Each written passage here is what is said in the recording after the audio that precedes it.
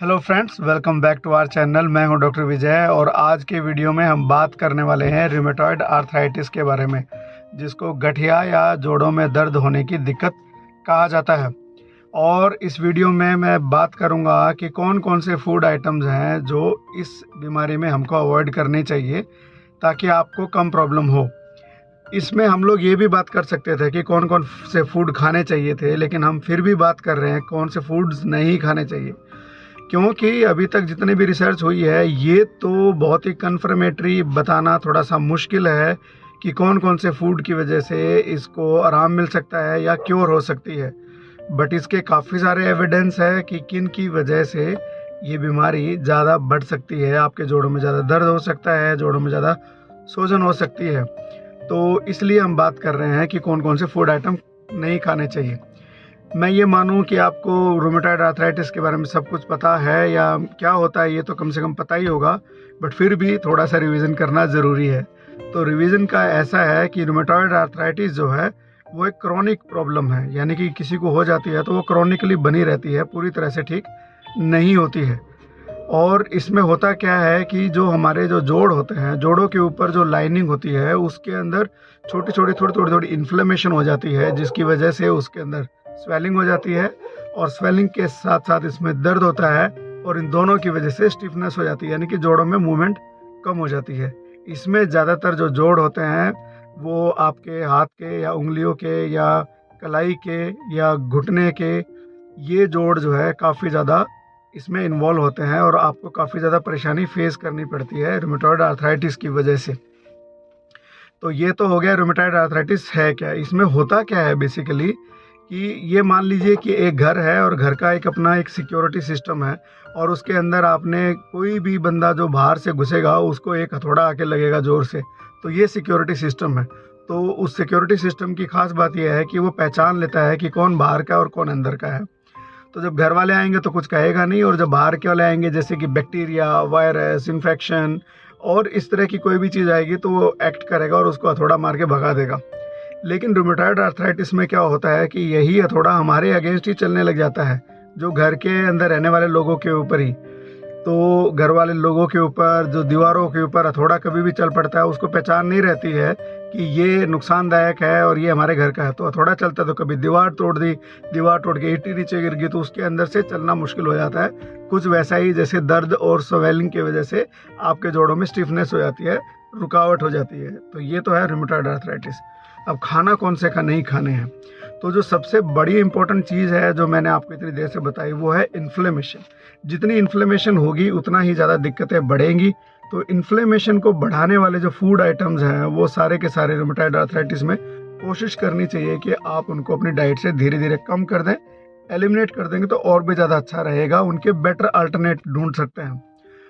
अब दिक्कत क्या है कि जो इनको कैसे पहचाना जाए। पहचाना तब जाता है जब आप अपनी एक डायरी मेंटेन कर सकते हो कि आज आपने क्या खाया, आप अपनी दवाई रेगुलरली ले रहे हो, एक्सरसाइज कर रहे हो, आपकी जो डाइट है वो रेगुलर डाइट ले रहे हो, आप डायरी में लिख रहे हो।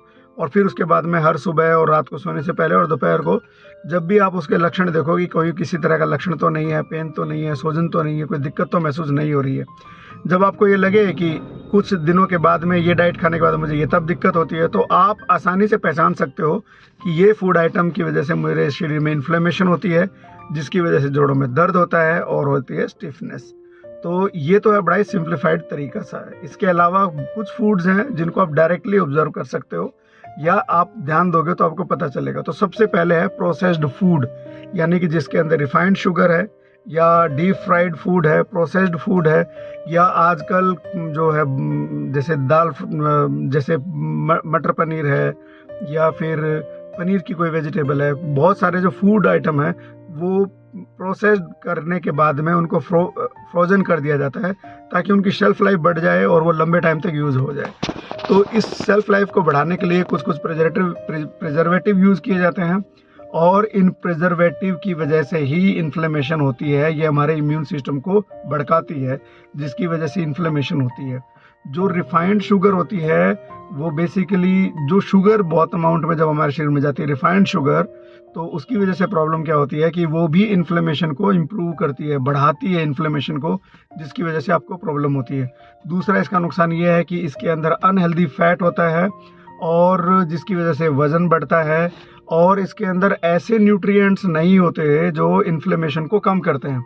तो एक तो आप प्रोसेस्ड फूड खा रहे हैं और दूसरा उसके अंदर किसी भी तरह का ऐसा न्यूट्रिएंट नहीं है जो इन्फ्लेमेशन को कम करता हो, फ्री रेडिकल्स को कम करता हो, जैसे कि रफेज है, फाइबर है और बड़ी न्यूट्रिएंट्स हैं, कुछ वाइटामिन होते हैं जो इन्फ्लेमेशन को कम करते हैं। जब प्रोसेस्ड फूड उसके अंदर है ही नहीं तो आपको ज़्यादा परेशानी झेलनी पड़ सकती है। तो ये तो हो गया प्रोसेस्ड फूड और शुगरी फूड। दूसरी चीज़ है कि आप अपनी जो डाइट के अंदर कुछ जो वेजिटेबल्स है जिनको नाइट शेड वेजिटेबल्स कहा जाता है, जैसे कि बैंगन है, आलू है, टमाटर है और जैसे पेपर है, जैसे कि शिमला मिर्च वगैरह, इनके अंदर भी कई इस तरह के केमिकल्स होते हैं जैसे एल्केलॉइड्स जिसको बोलते हैं। वो क्या करते हैं, जब आप इनको खाते हो तो वो आपकी जो स्मॉल इंटेस्टाइन होती है उसकी जो लेयर होती है ऊपर की तरफ, इन एल्केलॉइड्स की वजह से वो इरिटेट होती है और जिसकी वजह से हल्की फुल्की इन्फ्लेमेशन होती है और वो पूरी बॉडी में धीरे धीरे करके आपको फिर वो इन्फ्लेमेशन इम्यून सिस्टम को एक्टिवेट करती है और उसी वजह से आपके जॉइंट्स में भी परेशानी होती है। तो ये फूड आइटम्स आपको कम करने चाहिए। फिर जो तीसरे नंबर पे आता है आपका जो कैफ़ीन है, अल्कोहल है। अल्कोहल जैसे शराब है, जैसे आजकल तो वुमेन भी काफ़ी इसको शराब को लेते हैं, ये जो ट्रेंड है काफ़ी बढ़ रहा है पहले के मुकाबले। और रूमेटॉइड आर्थराइटिस जो है आदमियों के मुकाबले फीमेल में ज़्यादा होती है, बल्कि ऐसा भी देखा जाता है कि उनको ज़्यादा यंग एज में वो सिम्टम आते हैं। बट इसका मतलब मैं ये बिल्कुल नहीं कहना चाहता हूँ कि जिनको भी रूमेटॉइड आर्थराइटिस है वो अल्कोहल लेती है इसलिए उनको प्रॉब्लम हो रही है। मैं ये कहना चाहता हूँ कि अल्कोहल की वजह से उनके सिम्टम्स बढ़ सकते हैं। अल्कोहल भी अपने आप में एक तरह से इन्फ्लेमेशन कॉज करता है, जिसकी वजह से आपको ये परेशानी होती है। उसके अंदर कैलोरी भी काफ़ी ज़्यादा डेंस होती है, जिसकी वजह से भी आपको परेशानी होती है। अगर रिकमेंडेशन की बात करी जाए तो इसकी फिक्स रिकमेंडेशन नहीं है, बट कुछ कुछ ऑर्गेनाइजेशंस का ये कहना है कि 1 पैग फीमेल के लिए और 2 पैग मेल, इससे ज़्यादा अगर आप लेते हैं तो आपको नुकसान होगा। इसके 1-2 और भी नुकसान है कि जैसे कुछ दवाइयाँ ली जाती है रूमेटॉइड आर्थराइटिस की प्रॉब्लम को कम करने के लिए, वो दवाइयाँ भी कम अब्जॉर्ब होती है और अल्कोहल की प्रेजेंस में उनका इफेक्ट कम आता है और कई तरह की रिएक्शंस भी देखने को मिलती है। तो उस सिचुएशन में भी अल्कोहल आपको ना के बराबर या बिल्कुल ओमिट करें तो सबसे अच्छा है। कैफ़ीन यानी कि जो कि चाय में होता है, कॉफ़ी में होता है, कैफ़ीन भी बॉडी के इम्यून सिस्टम को एक्टिवेट करता है। और बेसिकली कैफ़ीन को अगर रूमेटॉइड आर्थराइटिस के बारे में सोचा जाए तो सबसे इम्पोर्टेंट रोल होता है कि आपकी क्वालिटी ऑफ स्लीप, जो नींद की क्वालिटी है वो काफ़ी बेकार हो जाती है अगर ज़्यादा कैफ़ीन आप लेते हो। तो उसकी वजह से भी आपको इन्फ्लेमेशन होती है, क्योंकि वो स्ट्रेस कॉज करता है नींद अगर नहीं लेंगे तो, और उसकी वजह से आपको इन्फ्लेमेशन हो सकती है। फिर बात आती है कि कैफ़ीन अगर बिल्कुल ही बंद कर दें तो बड़ी दिक्कत हो जाती है। लोग चाय वाय पीते हैं तो अगर 400 मिलीग्राम से ज़्यादा कॉफ़ी नहीं पीनी चाहिए। दिन में 3 या 4 से ज़्यादा आपको बिल्कुल नहीं पीनी चाहिए, और सोने से 4-5 घंटे पहले कॉफ़ी बिल्कुल नहीं पीनी चाहिए। आपकी स्लीप क्वालिटी ख़राब हो सकती है। तो ये चीज़ें आपको ध्यान रखनी है। डेयरी प्रोडक्ट यानी कि मिल्क और मिल्क से बने प्रोडक्ट, कुछ लोगों में ऐसा देखा गया है जो मिल्क और मिल्क प्रोडक्ट को जब उनकी डाइट से हटा दिया जाता है तो उनको जो रूमेटॉइड आर्थराइटिस के सिम्टम्स होते हैं उसमें काफ़ी इम्प्रूवमेंट देखने को मिलती है। सो ये एक तरह का एविडेंस हो जाता है कुछ लोगों में। ये ज़रूरी नहीं है कि सभी रूमेटॉइड आर्थराइटिस के मरीज़ जो दूध में जो मौजूद जो प्रोटीन होता है, कैजीन जो होता है, उससे उनको इन्फ्लेमेशन होगी ही होगी।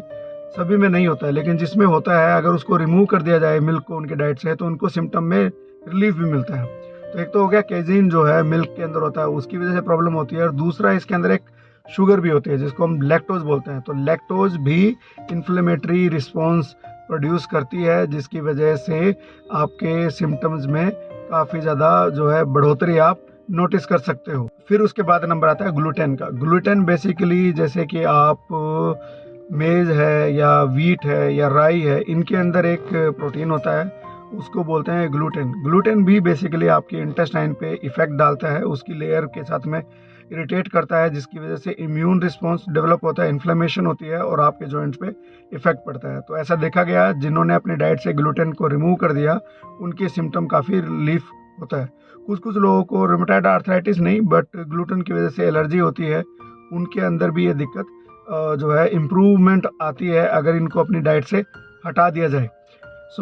इनके अलावा जो कुछ फूड आइटम्स हैं, जैसे कि रेड मीट है, रेड मीट के अंदर भी, रेड मीट की वजह से भी इन्फ्लेमेटरी रिस्पॉन्सेज काफ़ी ज़्यादा होते हैं। और आपका सॉल्ट, अगर बहुत ज़्यादा सॉल्ट अगर आप अपनी डाइट में खा रहे हो, उसकी वजह से आपको बीपी होगा, आपके हार्ट को प्रॉब्लम होगी और भी कई तरह की दिक्कतों का सामना करना पड़ सकता है।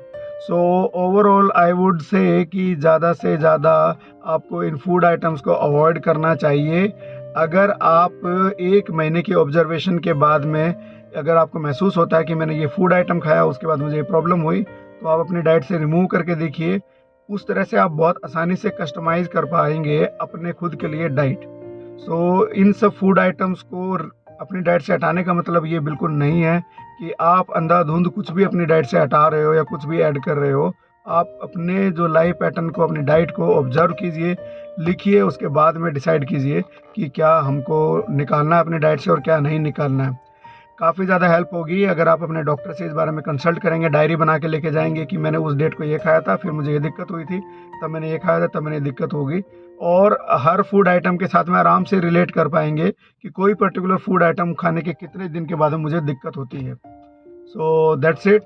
मैं उम्मीद करता हूँ कि वीडियो आपको पसंद आया होगा। आज मैं अपने बेटे के साथ में उसकी एकेडमी आया हुआ था, तो वो अंदर खेलने गया हुआ, तो मुझे लगा इस बहाने एक वीडियो बना लिया जाए, क्योंकि उसके बाद घर जाने के बाद में मौका मिलेगा नहीं। अगर आपको वीडियो अच्छा लगा हो तो लाइक कीजिएगा, शेयर कीजिएगा और चैनल को सब्सक्राइब करने के बारे में सोचिएगा। मैं पर्सनली किसी भी ज़्यादा बार बार नहीं बोलता है कि सब्सक्राइब कीजिए, थोड़ा मुझे बढ़िया सा नहीं लगता। अगर आपको ठीक लग रहा हो तो कंटेंट, तो सब्सक्राइब कर लीजिएगा। Thank you so much.